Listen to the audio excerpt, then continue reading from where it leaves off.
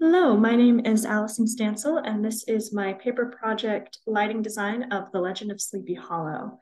So going into this process, what I really wanted to focus on was the melodrama that surrounds this story. A lot of the spookier aspects of it are extremely played up and dramatic. And to me, this meant that ultimately it was Katrina's story. Katrina is the main love interest. And it seemed as though she was the one creating the story of Ichabod Crane.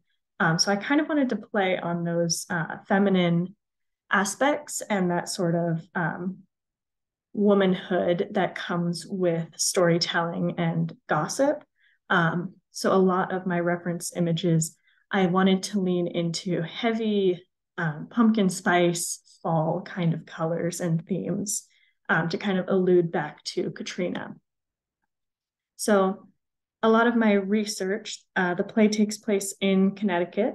And so I wanted to look at the landscape at different times of the day. That's really how we ground ourselves in this story, is what time of day it is and what happens and who appears at what time.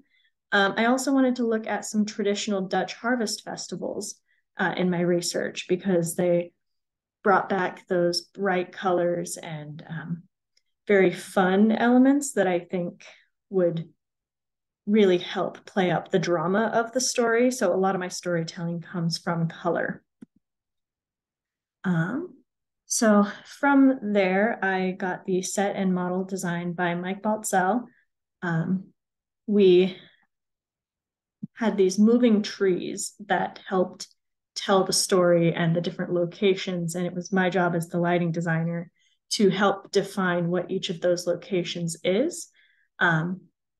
So these are four of the locations: the town square, schoolhouse, Major Andres tree, which is where we first see the horseman, the church, and then the party or Baltus's home, and then the final ride, which is the last time we see the horseman and the last time that we see Ichabod. So I had to think about what I wanted versus what I needed for this play.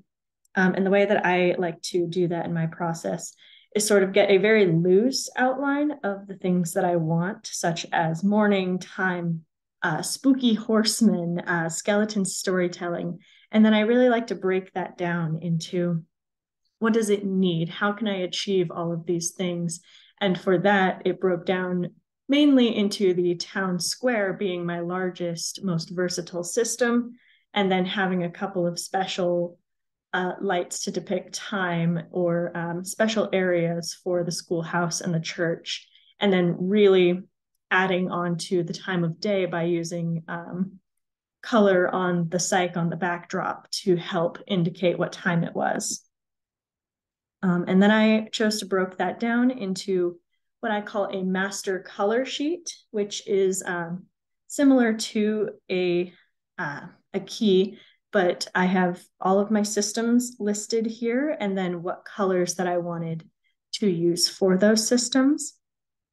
You can see I wanted to go from a warm to a cold color palette depending on the time of day, and also depending on when we see the horsemen. We see the horsemen in these very cold environments, with that horseman's moon being the only source of deep amber, deep red, which led me to a rough plot. This was the biggest system.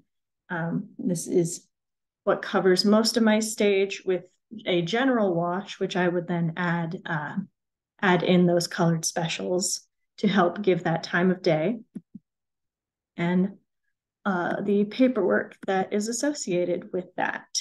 So thank you so much for listening, and have a wonderful evening.